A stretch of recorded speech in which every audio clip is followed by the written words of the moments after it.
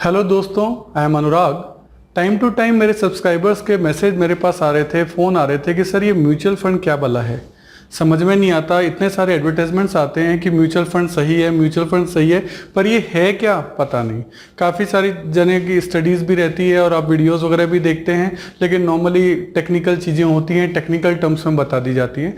तो मैं एक ईजी डायग्रामेटिक शेप में आपको एक सीरीज़ चालू कर रहा हूँ, म्यूचुअल फंड क्या है, और उसमें सब चीज़ें मैं आपको बताऊँगा। Time to time various question जो है मैं खुद ही अराइज करूँगा और उनको डायग्रामेटिक प्रेजेंटेशन से आपको समझाने की कोशिश करूँगा। तो आज का हमारा क्वेश्चन है व्हाट इज म्यूचुअल फंड, कि सबसे पहले म्यूचुअल फंड क्या है एंड व्हाई म्यूचुअल फंड में इन्वेस्टमेंट क्यों करना चाहिए। तो सबसे पहले म्यूचुअल फंड क्या है उसका अपन देखें। देखो एमएफ अपन ने नाम सुना होगा, दिस इज ये म्यूचुअल फंड जो होते हैं ये एसेट्स मैनेजमेंट कंपनीज होती हैं। आपका जो पैसा है वो आपका मैनेजमेंट कर रही हैं, तो ये एसेट मैनेजमेंट कंपनीज कहलाती हैं। बेसिकली क्या होता है, जो लोग होते हैं वो अपना इन्वेस्टमेंट करना चाहते हैं स्टॉक्स के अंदर, शेयर्स के अंदर आप इन्वेस्टमेंट कर सकते हैं, कोई दिक्कत नहीं है। पर देखिए स्टॉक में इन्वेस्टमेंट करने के लिए आपको बहुत अच्छी नॉलेज चाहिए होती है। जैसे माइक्रो वेरिएबल्स क्या हैं भाई, माइक्रो इकोनॉमिक्स की नॉलेज आपको होनी चाहिए, मैक्रो इकोनॉमिक्स की नॉलेज आपको होनी चाहिए। गवर्नमेंट की पॉलिसी टाइम टू टाइम क्या चल रही है, और केवल इंडिया की नहीं, इंटरनेशनल गवर्नमेंट पॉलिसीज ऑल्सो।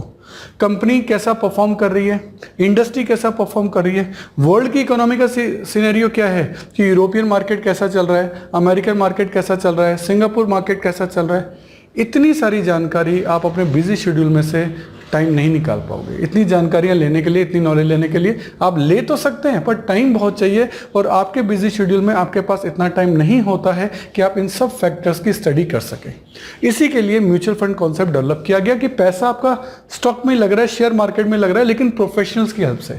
होता क्या है, पीपल जो अपनी सेविंग्स करते हैं वो सेविंग म्यूचुअल फंड कंपनीज को देते हैं कि हाँ भाई हमारी सेविंग है, हम म्यूचुअल फंड में लगा रहे हैं। ये म्यूचुअल फंड कंपनीज बेसिकली क्या होते हैं, वेरियस बैंक्स जो हैं वो अपने अपने म्यूचुअल फंड्स बनाए थे, जैसे आईसीआईसीआई के, axis, state bank of India, HDFC, Kotak, in various companies ने अपने म्यूचुअल फंड बना रखे, और सैकड़ों हंड्रेड्स ऑफ म्यूचुअल फंड बने हुए हैं अलग अलग स्ट्रेटेजी के ऊपर।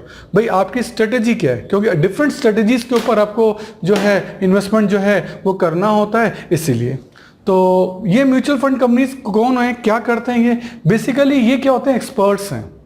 ये अपने अपने फील्ड के एक्सपर्ट लोग हैं जिनका अपनी फील्ड में 10, 20, 25 साल का एक्सपीरियंस है, जो कि शेयर्स में टाइम टू टाइम स्टडी करते रहे, जिनके दिन में घंटों अपना जो काम है वो टाइम है वो इसी काम में देते हैं। हाईली क्वालिफाइड प्रोफेशनल्स होते हैं जिनको ईच टर्म की जानकारी होती है, और इनको एस्टिमेशंस बहुत अच्छे रहते हैं, इनकी कैलकुलेशंस बहुत अच्छी रहती हैं, और इनका दिन रात का काम यही है। इनका बेसिकली काम ही यही है, इनको सोचना ही यही है।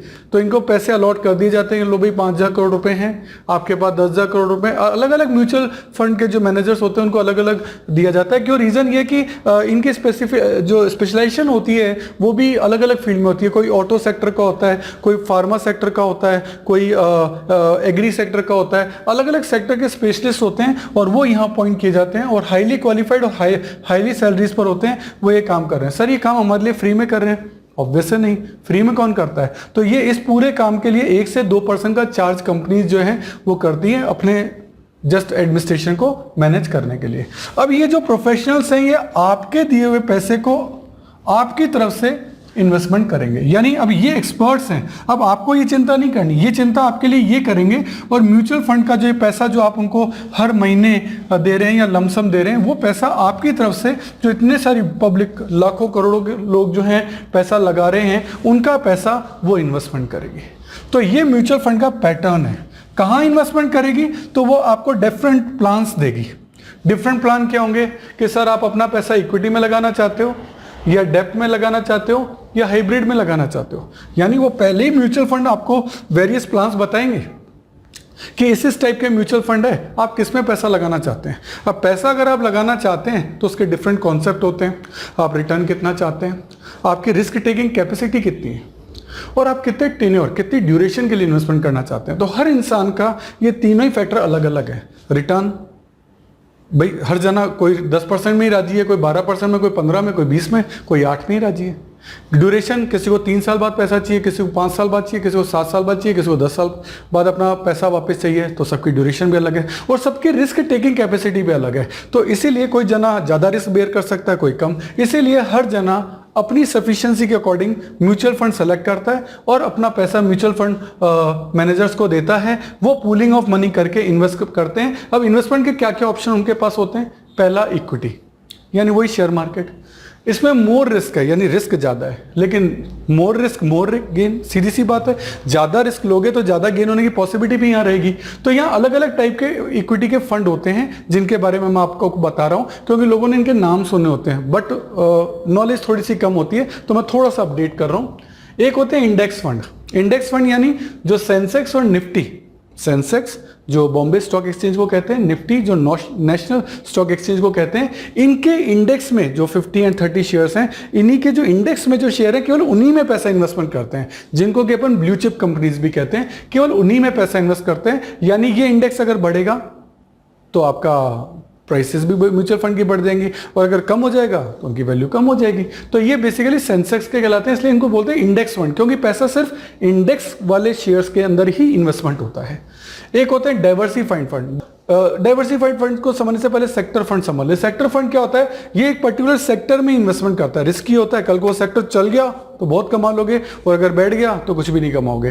तो इसमें पर्टिकुलर सेक्टर में ही आपका पैसा लगाया जाता है, एग्रीकल्चर सेक्टर में, ऑटो सेक्टर में, लॉजिस्टिक यानी ट्रांसपोर्टेशन सेक्टर में, बैंकिंग में, टेक्नोलॉजी में, एफएमसीजी यानी फास्ट मूविंग कंज्यूमर गुड्स। अलग अलग सेक्टर हैं कि यार मुझे लगता है ऑटो सेक्टर में है ना बहुत रिटर्न आने वाला है, तो आपने मारुति, हुंडई और महिंद्रा इन सब के शेयर्स वगैरह में पैसा लगा दिया और कल को पता लगे वो नहीं चला, तो ऐसा हो सकता है। ये रिस्की होता है सेक्टर फंड। तो सेक्टर फंड में इन्वेस्टमेंट करने की बजाय लोग जो डाइवर्सिफाइड फंड है उसमें इन्वेस्टमेंट करना ज्यादा पसंद करते हैं। रीजन ये डाइवर्सिफाइड है, यानी हर जो सेक्टर्स हैं उन सब में थोड़ा थोड़ा पैसा लगाता है। इससे क्या होता है? रिस्क जो होती है वो एवरेज हो जाती है। भाई चलो 2 सेक्टर नहीं चले, बाकी 4 तो चले, तो आपका पैसा डूबेगा नहीं, आप ठीक ठाक कमा लोगे। तो ये होते हैं डाइवर्सिफाइड और ये होते हैं सेक्टोरियल फंड। एक होते हैं ELSS, equity linked saving scheme. ये बेसिकली क्या होता है? ये होती है टैक्स सेविंग स्कीम। जो लोग इन्वेस्टमेंट करना चाहते हैं टैक्स सेव करने के लिए, या टैक्स में सेविंग हो जाए, टैक्स में बेनिफिट मिल जाए, तो ये जो भी इन्वेस्टमेंट करेंगे उसको सेक्शन 80C में, इनकम टैक्स में सेक्शन 80C सेविंग के लिए एक स्कीम होती है जिसका ग्रॉस टोटल इनकम में से डिडक्शन मिल जाता है, यानी इस इनकम पे टैक्स नहीं लगेगा। प्रेजेंटली ये 1,50,000 की है। और लेकिन इसमें एक समस्या है, 3 ईयर लॉक इन पीरियड है, यानी आपने अगर पैसा इसमें लगा दिया तो 3 साल तक आपका लॉक इन हो गया, यानी आप पैसा वापस से निकाल नहीं सकते। और नॉर्मली इसमें रिटर्न 11 to 12% रहता है ट्रेंड्स को देखते हुए। तो कुल मिलाकर इक्विटी में आपके पास ये ऑप्शन होते हैं। तो आप इक्विटी बेस्ड म्यूचुअल फंड में अगर पैसा लगाएंगे तो आपके पास यही ऑप्शन होते हैं। इनके बारे में और डिटेल डिस्कशन मैं आपको आगे के वीडियोज में और भी दूंगा। देन सेकेंड ऑप्शन आपके पास होता है डेप्ट।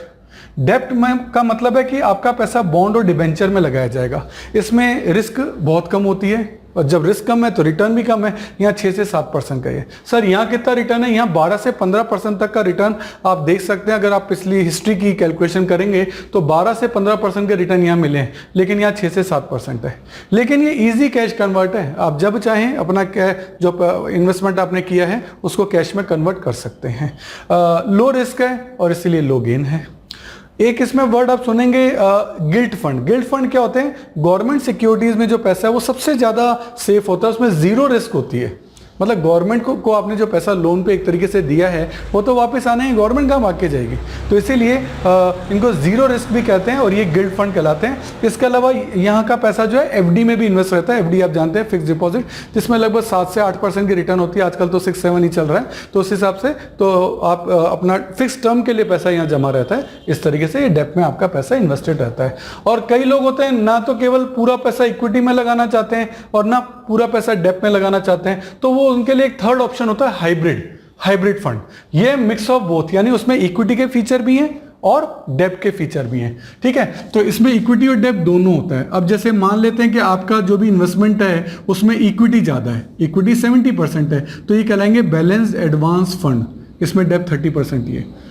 और अगर इक्विटी कम है 30% ही, ये कहलाएंगे बैलेंस्ड इक्विटी फंड, इसमें डेप्थ कितने ज़्यादा है। तो इस तरीके के डिफरेंट हाइब्रिड फंड होते हैं, वो डिपेंड करता है आपकी रिस्क टेकिंग कैपेसिटी कैसी है। तो कई लोग हाइब्रिड में करते हैं, जो लोग बहुत मोस्ट सिक्योरली चढ़ना चाहते हैं वो डेप्थ में चलते हैं, और जो रिस्क ज़्यादा लेने की कैपेसिटी रखते हैं वो इक्विटी में चलते हैं, और जो दोनों को मिक्सचर क्या ठीक है थोड़ी रिस्क भी ले लें पर थोड़ी सिक्योरिटी भी जरूरी है तो वो हाइब्रिड फंड में चलते हैं। तो सबका टारगेट, सबकी रिस्क टेकिंग कैपेसिटी, सबकी साइकोलॉजी अलग होती है, इसी हिसाब से लोग इन्वेस्टमेंट करते हैं। तो ये बेसिकली जो लेक्चर मैंने आपको दिया ये बेसिकली इसी चीज के लिए था कि आप भाई आपका म्यूचुअल फंड किस तरीके से वर्कआउट करता है और आपका पैसा कहां कहां लगता है। और देखो इसमें सबसे बड़ी बात म्यूचुअल फंड में ये होती है कि आप पैसा कभी भी लगा सकते हैं और कभी भी निकाल सकते हैं, कोई दिक्कत नहीं है, मोस्ट लिक्विड है। क्यों? क्योंकि आपने जो पैसा लगाया है अगर आपको निकालना है विद इन 2-3 डेज आपके अकाउंट में अपने आप जमा हो जाएगा।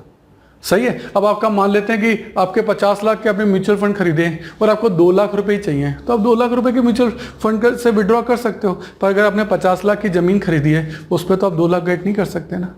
ठीक है, आपके पास मान लेते हैं 10 लाख का एक हार है पूरा का पूरा, अब आपको 1 लाख चाहिए, तो ये थोड़ा सा हार तोड़ के बेच दोगे, तो गोल्ड में भी वो लिक्विडिटी नहीं है, तो रियल स्टेट में भी वो लिक्विडिटी नहीं है, गोल्ड में भी नहीं है, लेकिन म्यूचुअल फंड जो है वो आपको लिक्विडिटी देता है। तो बहुत सारे इसके बेनिफिट्स हैं। तो आज मैंने बस आपको ये बताया कि म्यूचुअल फंड क्या है।